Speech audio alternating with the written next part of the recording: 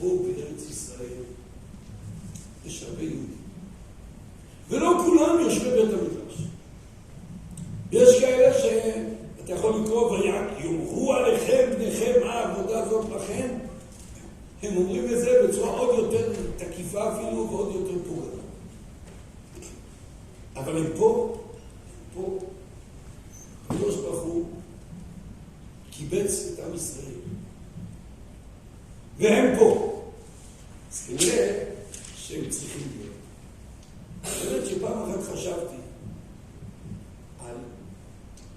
על מה עשה השם שהחלוצים של העלייה השנייה, העלייה הראשונה היו רובם שומרי מצוות וגם העלייה השנייה היו כאלה שלא כל כך.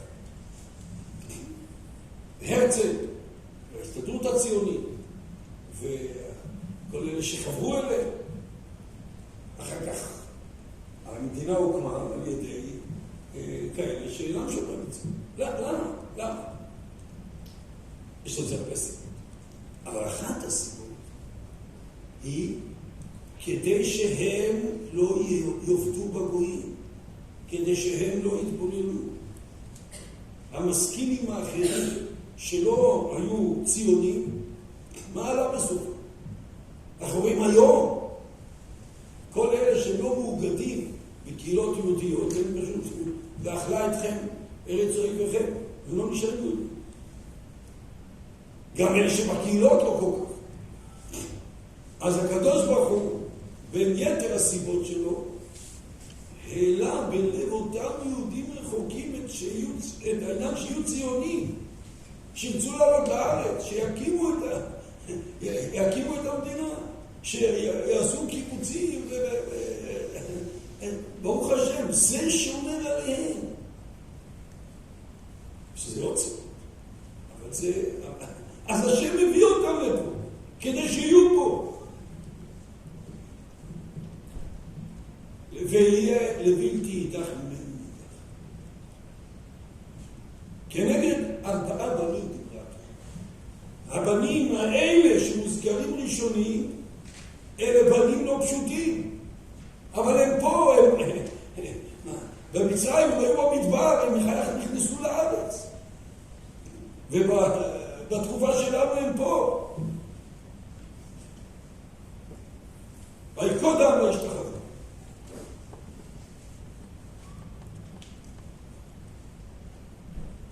יש ביטוי שכותב המשך חוכמה. אחרי אשר ישוב אל עמו, בטח ישוב אל אלוקיו. אחרי שהם שווים לפה, גם בסוף יגיעו לו אלוקים. אז כולם בנים, וצריכים לחשוב איך בבנים האלה אתה מצליח לחבר אותו. כתוב בספר עמוס, שמעו את הדבר הזה אשר דיבר השם עליכם בני ישראל, על כל המשפחה אשר העליתי מארץ מצרים. איזה ביטוי. המשפחה אשר העליתי מארץ מצרים.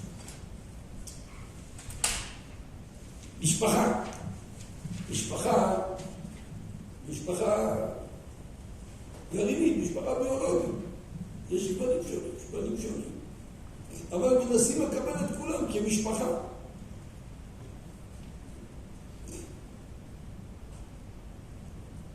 כאשר יש איזו בעיה במשפחה, ומישהו לא בדיוק הולך בטלם, אני לא זורק אותו, להפך, אני מנסה לקרב אותו לפה ושם. בעזרת השם, עם אמונה גדולה, בעזרת השם, כן. אבל כולנו משפחה אחת גדולה. זה הביטוי, אנחנו משפחה. ואפשר לזה, אני רוצה להוסיף עוד דבר, שאני חושב שהוא מאוד משמעותי. גם לדעת לסנן, לא רק יש לנו 4 טיפוסים, חכם, רשע, תם ושנו יותר לשבות. גם בתוכם יש גוונים שונים. ואני רוצה להראות לכם. השאלה שהבן החכם שואל, מה העדות, החוקים, המשפטים, אשר ציווה השם אלוקינו. זה כתוב בתורה. פרשת ויתחנו. מה התשובה שאנחנו אמרנו לו בהגדה בליל הסדר? מה התשובה? אף אתה אמור לו כהלכות הפסח, הם מפטרים אחר הפסח אפילו. ומה התשובה שכתובה בתורה? הרי אמרנו, דיברת תורה זה ציטוט של פסוקים.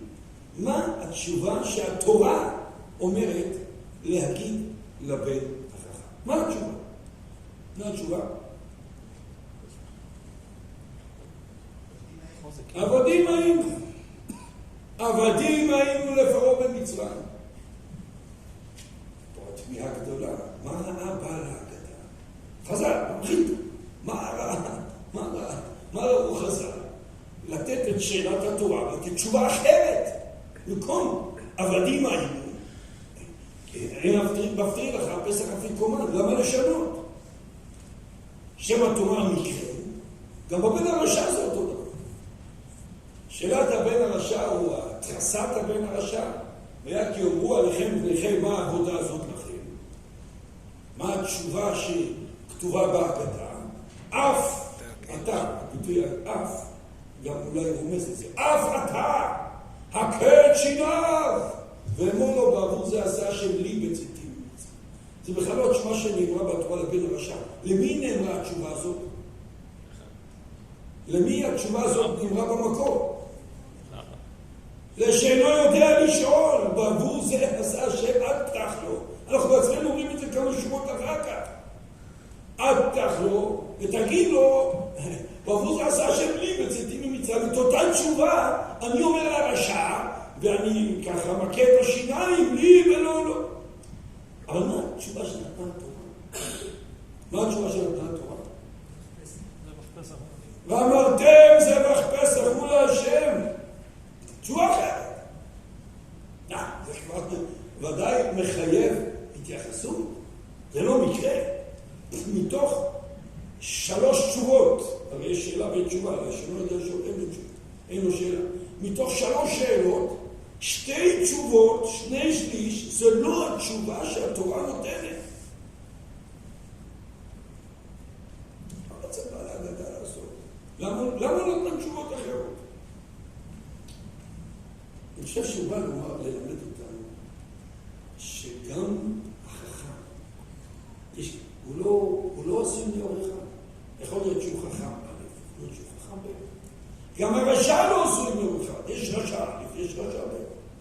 יפה מאוד שאתה הצלחת להבחין בשאלות ולבדוק בקטגוריה האם הוא רשע או חכם. יפה.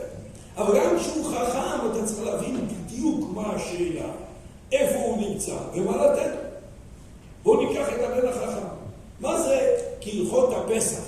אין מפטרין אחר הפסח אפיקומן. מה הכוונה? ההסבר הפשוט. עד אין מפטרין אחר הפסח. כלומר, יש גם אגדות קדומות עם גרסה. עד, ומה הכוונה? הלכות הפסח.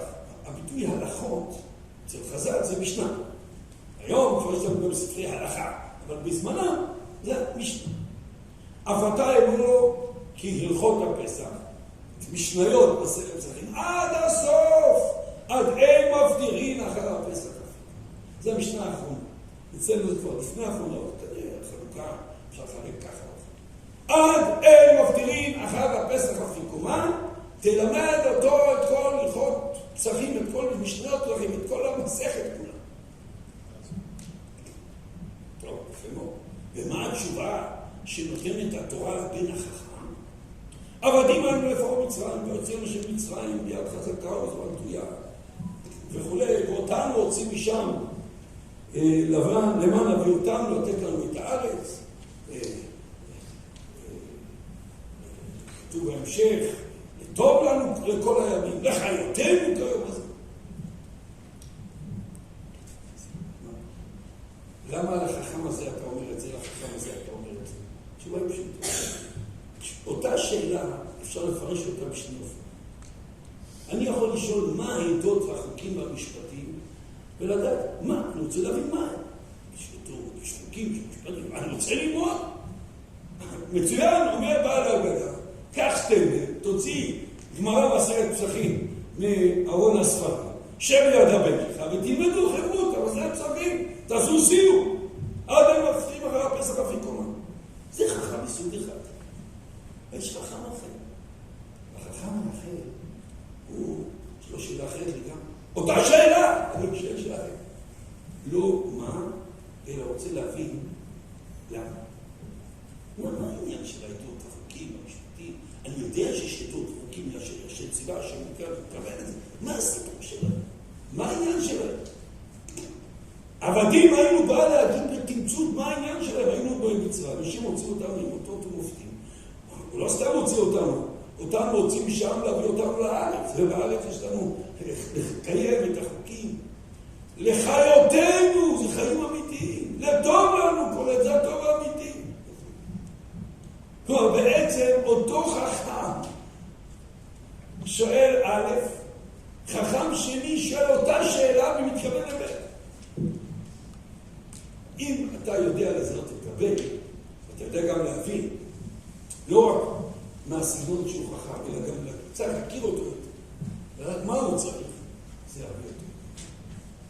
או במילים אחרות, הבן החכם של ההגדה, זה בן שרוצה ללמוד הרבה, יופי, שלח אותו לישיבה, ונלמד עם מה שצריך. לעומת זאת, הבן החכם שרוצה לדעת למה, תשלח אותו לישיבה שעובדת הרבה אמונה, או איזו מכינה ככה שעובדת אמונה, תלמד לו אמונה. או לפני שהוא לומד את הגמרא, הוא כל פעם צריך לדעת את האמונה. כל חכם יש לו את האישיות שלו. אבל אני עובר עכשיו גם לרשע. גם הרשע בא להגדה, בא ללמד אותנו. שאותה שאלה, אותו זלזול, אותו לגלוג, יכול להיות א', יכול להיות קונדות. זה לא עושה זלזול, אין מה לא. אמרו עליכם, מה העבודה הזאת, כן, זלזול. השאלה מאיפה הוא מגיע.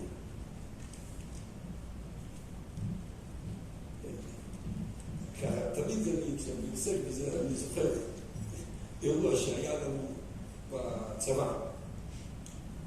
הייתה תקופה הלכנו במילואים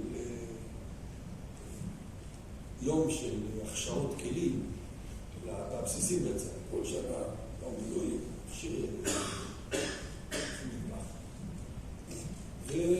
והגעתי לאיזה בסיס, ואנחנו מכשירים. בין היתר, מכשירים את השולחנות. איך מכשירים את השולחנות? אז שופכים מים רותחים. כדי שהמים באמת ירתחו. אז שמנו ברזל תחת הדוד הזה של הספילה הקלה, והוא היה מלובן, ואז אתה שופך מים ומעביר את זה. אנחנו עושים את זה בשולחנות, ואז ניגש אליי איזה אחד מהטבחים כולו, מגלוג אחד גדול, ואומר לי, תגיד לי, לא ממה אתם עושים? תגיד לי, מה ההיגיון שאתם עושים? אתם אומרים שאתם מקדשים את השולחן עם הברזל הזה? מה זה? טוב, אז יכולתי להגיד לו, גם להקות לו את השאלה. הוא לא יודע כלום. מאיפה הוא מסכן, לא למד כלום, הסברתי לו. תראה, החמץ, לפעמים מים רותחים, שהוא מגיע שם נפילה קצת חמץ. להוציא את החמץ, אתה צריך מים רותחים. כדי שהמים האלה יהיו רותחים, אנחנו ברזל מלובן. זה לא לקדש, לא שום דבר, זה לא להפריט את החמץ הבא. אז הוא אמר, לא ידעתי, וזה נגמרה. המרגלת לא יודע. הרשע של התורה לא יודע. מה העבודה שלכם? מה הזמן קשה? מה אתם שוחטים כבש? מה הסיפור שלכם? מה אתם צריכים את זה? השם הוציא אותנו ממצרים. אני מספר לו שהוא הוציא אותנו ממצרים. אני מספר לו שהוא נקף את מצרים ובתינו הציל. הוא לא בדיוק כל כך מאופס בנושא הזה. לא יודע. אחד שלא יודע. הוא מזלזל, הוא מלגלג. אתה צריך גם לדעת, לא לתפוס אותו יותר מדי חזק, הוא יברח. אבל זה לא בצורה עניינית, במאור פנים. שום להקות שום שיניים הפתור. לעומת זאת, יכול להיות המציאות, יכולה להיות מציאות אחרת. אתה יושב עם הילדים, ומגיע איזה אחד הבנים, והוא רוצה, יש לו משימה, לא רק שהוא מצא את האור הגדול בריקנות, אלא הוא רוצה גם לחבר גם את האחרים. ואז הוא בא, הוא מתריס, מה העבודה הזאת לכם? וכולם רואים שאתה צריך לפעמים גם להיות תקיף. לא תמיד צריכים להיות רק לדבר בצורה נעימה. לפעמים גם צריכים להיות תקיפים. לי! לא, אם הוא לא שם ולא ניגע. צריכים לדעת. לפעמים גם את זה צריך. בעל ההגדה לא בא לסכם כמו תלמיד במחברת את השאלות של התורה ואת התשובות שהתורה נתנה. בעל ההגדה בא ללמד אותך שיש לך 4 בנים. הוא בא ללמד אותך שגם אל תיקח את התשובה האוטומטית שהתורה נותנת. תבדוק מי החכם הזה או מי הרשע. והרשע שבא להגדה, והחכם שבא להגדה, זה בסופו. זו תקופת חז"ל. תקופת חז"ל זו תקופה שמצד אחד הייתה שם טריחה בלימוד תורה. תנאים הדרושים, למדו תורה. בין החכם יכול להיות אחד שצריכים פשוט ללמד לו תורה. אבל זו הייתה תקופה, זאת הייתה תקופה שהתחילה אמינות. אמינים. והם ניסו לצוד נפשות. לפעמים אין ברירה, גם את זה צריך לעשות. הכות את השם. התורה בשני המקרים, לא התורה. הגדה, בשני המקרים, הוא מוסיפה את המילה אף. ואף אתה אמור לו כהלכות הפסח. ואף אתה כעת שלה. למה בשני המקרים יש את המילה אף? אני מעריך שבאו לומר, אף אתה, זה קודם כל גם אתה, אבל אף זה נוסף למה שהתורה אומרת. יש לי עכשיו משהו נוסף, אחר. כי אתה, אבא, צריך לדעת שלא מקריאים טקסטים ובזה מחנכים את הילד. אתה צריך להכיר אותו ולתת לו את מה שעכשיו צריכים להגיד. אף אתה צריך להיות שם, ואתה, גם אתה, לא רק התורה נתנה לך את הפסוקים, אלא אתה צריך לדעת.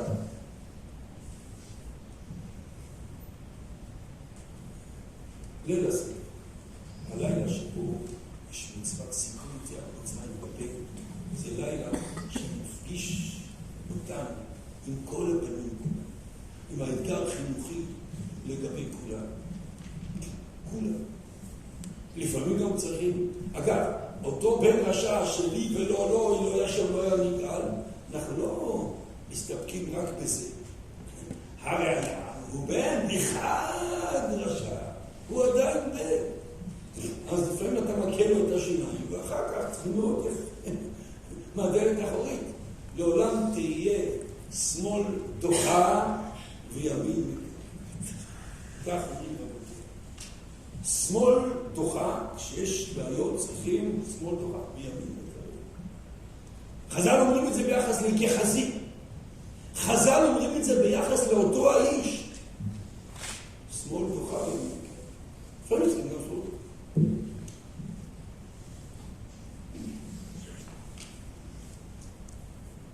ואני חוזר לנקודה שהתחלנו. הבנים כולם בנים, גם הבנים המכונים רשעים, כולם בנים. כנגד 4 בנים דיברה תורה. יש מחלוקת ידועה בין רבי יהודה לרבי מאיר, כשישראל עושים רצונו של מקום, האם הם קוראים בנים או לא. מחלוקת, מוספת. בדף שלפנינו, כמו מסכת קידושין, אני קורא, בזמן שאתם נוהגים מנהג בנים, אתם קוראים בנים. אין אתם נוהגים מנהג בנים, אין אתם קוראים בנים, דברי רבי יהודה. בנים זה כשאתה מתנהג כמו בן, אתה לא מתנהג כמו בן, לא קוראים לך בן. רבי מאיר אומר, בין כך ובין כך אתם קרויים בנים. מה פתאום? גם שלא עושים את זו שמקום אתם קרויים בנים. מוביל לזה סדרה של פסוקים שנאמר, בנים שכלים הם, ואומר, בנים לא אמון בה. ואומר, זרע מרעים בנים משחיתים. ואומר, והיה במקום אשר יאמר להם, לא עמי אתם, יאמר להם, בני עירך. הגמרא מסבירה, למה צריכים כל כך הרבה פסוקים? זה לברר שגם כשהם יורדים לדיוטה התחתונה, הם יכולים גם, לא רק שאין בהם אמונה, הם יותר גבוה, הם עובדים עבודה זרה. הם בנים, הם בנים. יש פה, הפסוק האחרון בא ללמד דבר נפלא. וכי תאמר בנים משחיתים אותי מיקרו, בני מעליה לא מיקרו. בסדר, הם בנים, אבל נוסיף עליהם את המילה, בנים משחיתים. הם לא בני מעליה, לא בנים. תשמע והיה במקום, שיאמר להם לא עמי אתם, יאמר להם בני אל חי. מפרש רש"י, בני מעליה לא מיקרו עוד לעולם. תשמע, דהדרי מיקרו בני אל חי על ידי קשובה. הם בנים משחיתים, אי אפשר לעצום עיניים, לא בנים מעליה, הם בנים משחיתים, הם בנים! והבנים האלה יש להם תקווה. במקום שיאמר להם, לא אני אתם, דברים חמורים ביותר. ככה, נביא הושע, יאמר להם, בני אל חי, כך יהיה. הבנים הם בנים, ובן, אולי נוסיף עוד נקודה יסודית, בן, יש בו את הגנים של האב. בן, יש לו את בפנימיות שלו יש, הוא בן. וכאשר הוא יוציא את הקליפות החיצוניות, אז הוא בן, אז הוא יהיה כמו שצריך. זאת הגישה של רבי. גם רבי יהודה מודה שגם ישראל שחטא ישראל. זה הגמרא לומדת על אחת, חטא ישראל, אומרת הגמרא מסנן לישראל, חטא ישראל. הוא לא מתאר, אי אפשר לקרוא להם בנים. הם בנים, הם קוראים בנים, בכל מצב הם בנים. זה מעניין שהרשב"א בחידוש שאלו אותו, זה פה התשובה, פשוט הרשב"א, שאלת, מומר לעבודה זרה אם מטמא באוהל בגלל. אדם מומר לעבודה זרה, עובד עבודה זרה. מת. האם הוא מטמא באוהל כיהודי, או שלא, הוא חצה את הקווים, זהו. אז הוא כמו גויים לא מטמאים באוהל. אומר הרשב"א, מה לעשות? הלכה, כי רבי מאיר, שבין כך ובין כך קוראים בנים, גם כשהוא עובד עבודה זרה, בנים משחיתים. הלכו לעבודת כוכבים, אומרת הגמרא, הוא בן. רבי יהודה, לא הלכה כי רבי יהודה, מה קרה? הוא מביא פסוקים. הרי רבי יהודה לא עונה שום דבר, הוא מביא 4 פסוקים. רבי יהודה לא עונה שום דבר. אנחנו מבינים מתוך כך, שכנראה, ששתק רבי יהודה. רבי מאיר, זה מה שנפסק. אנחנו להרשב"א. יש בשיחות האשכנזיות, שיחות של הריבה, אז כתוב, יתרה חיבתם לפניך אדוני העלמין, בין כך ובין כך קרואים לך דומים. בין כך ובין כך קרואים לך. אנחנו קרואים לך, בכל מצב. כך עושה הרשב"א. זה נפסק להלכה. הרמ"א כותב להלכה, ביורדיה, הלכות הרבנות סימן שע"ב בסעיף ב', קבר של מומר מטמא כשם ישראל. מביא הגר"א בביאור הגר"א, אפשר לקרוא, ושכתוב בפרק ו' בסנהדרין, מי שחטא ישראל, פרק ד' דיבמות, בסוף פרק כמה דקידושים, לרבי מאיר, בין כך ובין כך קרואים בנים. כלומר, בעצם הרעיון הזה, הוא שורשה של אותה הלכה. קברי עובדי כוכבים לא מטמאים באוהל, וקברי מומר יהודי לעבודה זרה כן מטמא באוהל. זאת התובנה שצריכה להיות בפסח. משפחה אשר העליתי מארץ מצרים. וכימי צאתך מארץ מצרים אראנו נפלא. גם בדור שלנו אנחנו חווים, כפי שכבר דיברתי קודם, לא כולם הם לימודי השם. נכון. אבל השאלה, מה עושים? איך עושים? כדי שאפשר יהיה להתקדם. קודם כל בואו נאמר כך.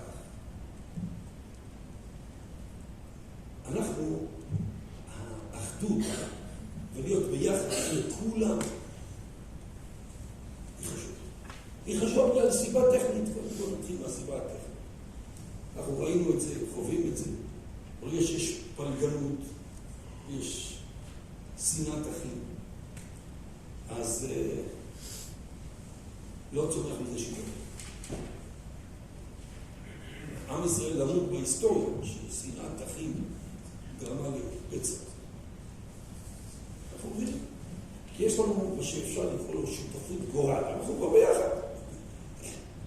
כמו שאומר המדרש, שדורו של דוד המלך היו בהם דלתו, ולכן היו יוצאים למלחמה ומפסידים. ודורו של אחאב לא היו בהם דלתו, היו עובדי עבודה, אבל היו יוצאים למלחמה ומנצחים. רק להסביר, כתוב דוד המלך, אבל הכוונה היא לא בצבא של דוד המלך, שהיה דווקא צבא מנצח, אלא בתקופה ששאול רדף אחרי דוד המלך. והזיפים הלכו להלשין על דוד. ושאול, זה היה בדור הזה, של דוד, היו שם מפסידים. הם מפסידים בגלל הדלתורי. בדורו של אחאב, סמל של עובדי עבודה זרה.